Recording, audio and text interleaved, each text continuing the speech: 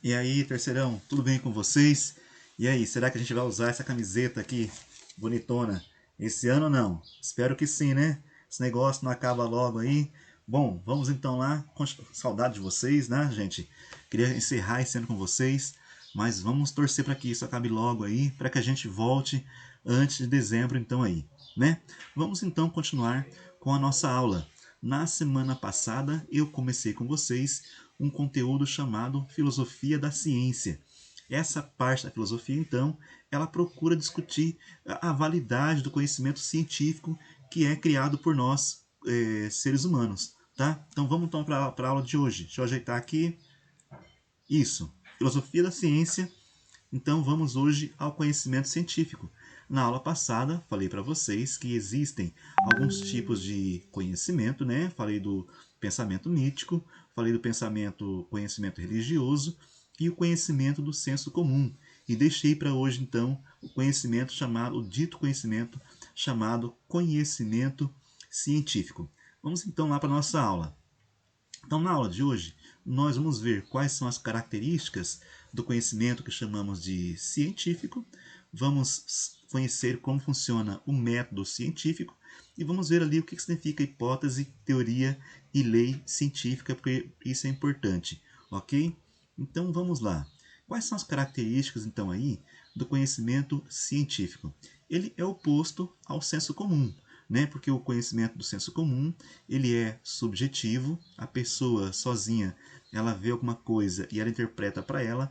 Já o conhecimento científico ele é objetivo, ele procura entender como é a coisa, não é a opinião do sujeito. No conhecimento científico, você procura desvendar a estrutura de como funciona uma certa coisa, aquilo que você está estudando, né? O conhecimento do senso comum ele é qualitativo. O conhecimento o conhecimento científico ele já é quantitativo, né? O conhecimento do científico ele busca medir as coisas, ele estabelece padrões, ele compara.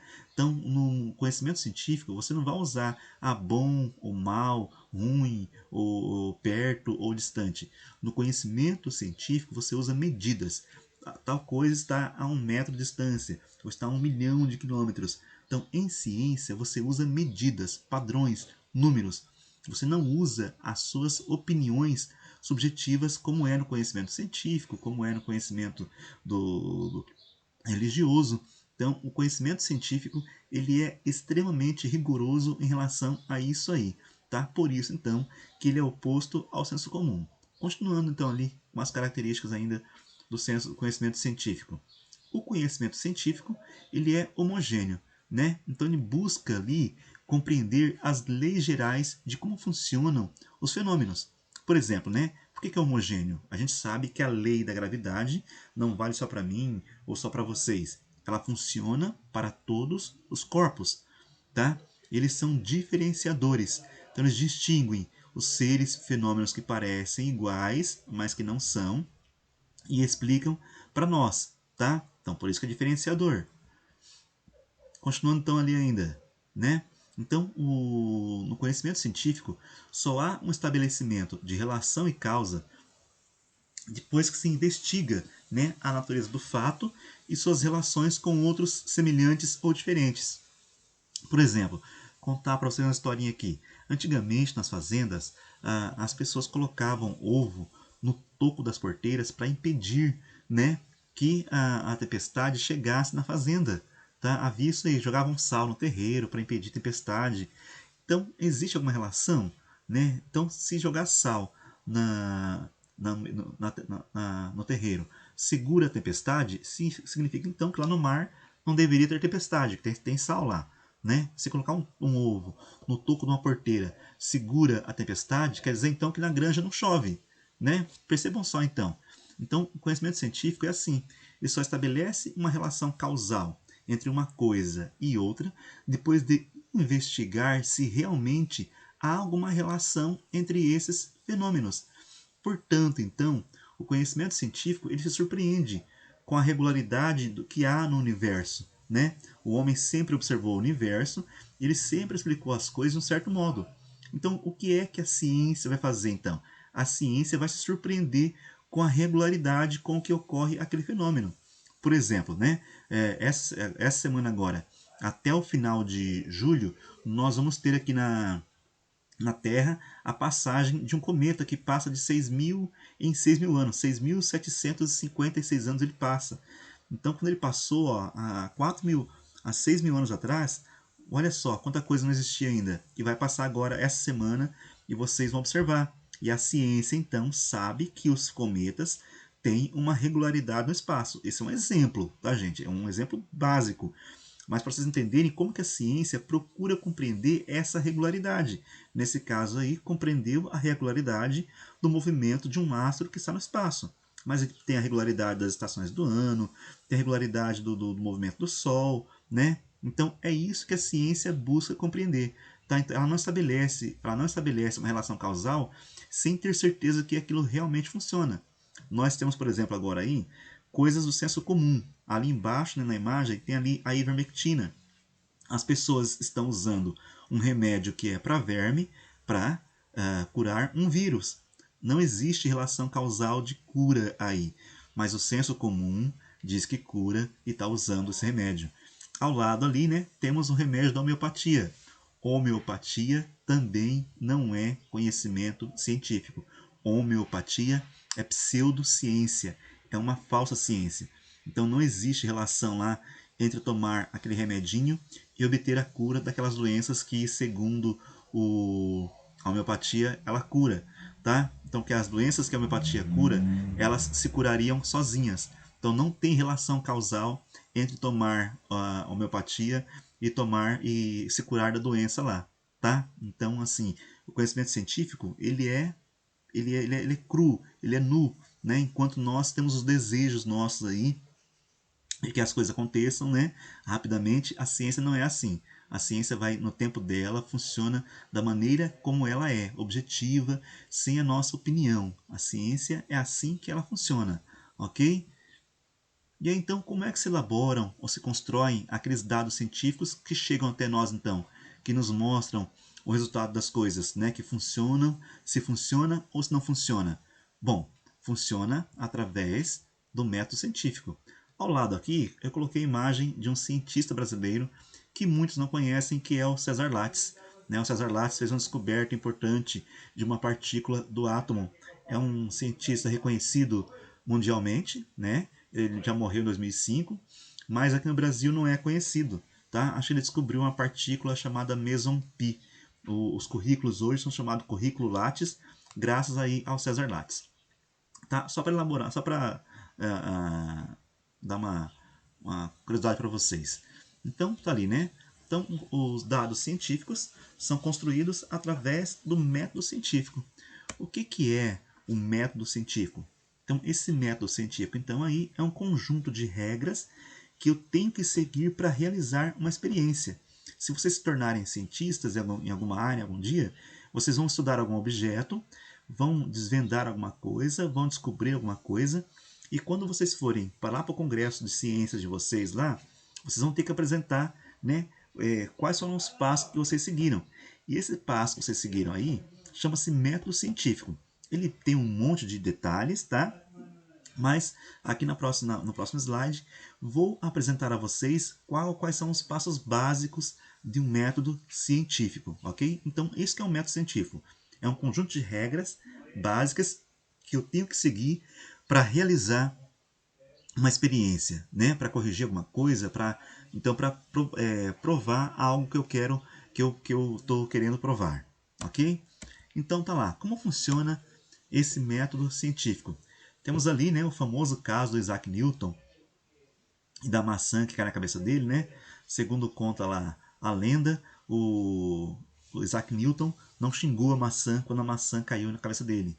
Ele perguntou por que ela caiu, tá? Então é o que dizem as más línguas aí a respeito do Isaac Newton. Então o primeiro passo do método científico é observar uma situação, é observar um fenômeno. Observar. Então, a partir dali, você não entende o fenômeno, então você vai formular hipóteses, né? As hipóteses são possíveis explicações para aquilo que está ocorrendo. Após a formulação de hipóteses, então, você vai experimentar, fazer um experimento. Então, essas hipóteses aí, elas vão confirmar aquilo, essa experimentação e coleta de dados vai confirmar as suas hipóteses, alguma delas, ou só uma delas, ou nenhuma delas, e você volta de novo ao fenômeno da observação e da formulação de hipóteses.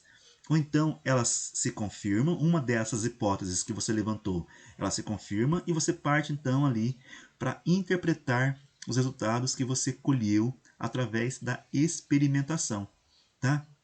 E depois aí de interpretar os resultados, você chega a uma conclusão. Então, basicamente, é isso que é o método científico. Nem todos, só para dizer para vocês, nem todas as teorias científicas que existem, você consegue fazer experimentação. Tá? Você faz lá a formulação da hipótese, interpreta os resultados, né? Mas você chega a uma conclusão. Por exemplo, o Big Bang. A gente não consegue fazer a experimentação do Big Bang hoje, né? Mas assim, é uma ciência, é um fato, é um fenômeno natural que realmente existiu, tá? Ok? Então, seguindo ali, o que é uma hipótese? Então, hipótese que você usa lá para tentar explicar um fenômeno é uma suposição, é uma explicação razoável sobre como funciona um fenômeno observado. Essa hipótese sua, ela pode ser confirmada ou pode ser refutada. Então, a hipótese ela é uma possibilidade de como funciona um fenômeno que você observou, tá? Então, isso que é hipótese. E as pessoas confundem muito hipótese com teoria. Né? O senso comum, as pessoas do senso comum usam muito a palavra teoria como se fosse no sentido de hipótese. Vamos chegar lá então lá. Então, o que é uma teoria? Uma teoria é uma hipótese que foi confirmada em vários testes. Uma teoria ela pode ser melhorada com o tempo, ok, tá? Mas ela é a explicação de como funciona uma lei científica. Então as pessoas falam assim, ó, a teoria da evolução ela não é verdadeira. O Big Bang não é verdadeiro, é só uma teoria. Ou seja, ela usou a palavra teoria no sentido de hipótese. Então, a hipótese é uma possibilidade. A teoria já é a hipótese que foi confirmada depois de vários testes. Então, ela já é a teoria, já é a explicação de como funciona. Então, quando eu digo assim, ó, teoria da evolução, quando eu digo teoria do Big Bang, ou seja, aquilo já está explicado. Tá? Quer você aceite ou quer você não aceite, é assim que funciona a ciência. Você faz um estudo e através desse estudo aí, né, testando hipóteses, você chega a uma teoria. A teoria já é a confirmação e essa teoria então está explicando como funciona uma lei científica, né? A teoria da evolução, né? Os seres mais adaptados sobrevivem ao meio ambiente, aqueles que não se adaptam desaparecem. Essa é a teoria da evolução. Crendo nela ou não, é assim que funciona. Tá? Então, o senso comum que costuma confundir a palavra hipótese com a palavra teoria. Hipótese é uma possibilidade, a teoria não, a teoria já é a explicação. E aí então temos as leis científicas. O que é uma lei científica? Uma lei científica é um enunciado curto e verdadeiro sobre o funcionamento de algo. Elas não podem ser mostradas erradas, porque se elas forem mostradas erradas, elas não são uma lei científica. Elas são universais, porque funcionam para todo mundo e ocorrem na natureza, então, com um padrão repetível. Nós temos ali, né, o enunciado mais curto e mais famoso que existe e que muitas pessoas não sabem o que significa. Eu tenho certeza que vocês sabem o que significa esse enunciado científico aí do Albert Einstein, né, que é E é igual a mc ao quadrado. E é energia, energia é igual a massa vezes a velocidade da luz ao quadrado. Tá? Esse é o enunciado mais curto e verdadeiro que nós temos sobre o funcionamento de algo. Tudo aquilo que atinge a velocidade da luz, né, toda massa que atinge a velocidade da luz ao quadrado se transforma em energia. Ok? Então, isso aí é uma lei científica.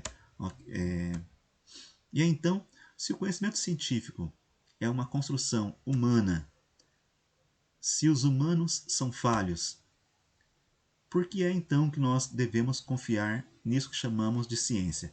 Vou deixar para vocês aqui agora embaixo na descrição do vídeo o vídeo da cientista brasileira chamada Natália Pasternak. Eu quero que vocês assistam esse vídeo dela, curtinho, 6 minutinhos, porque depois vocês vão assistir outros vídeos. Então nesse vídeo aí, a Natália Pasternak vai explicar por que é que nós devemos confiar na ciência. Ok, galera? Por enquanto é isso. Obrigado, um abraço, fiquem bem, até a próxima.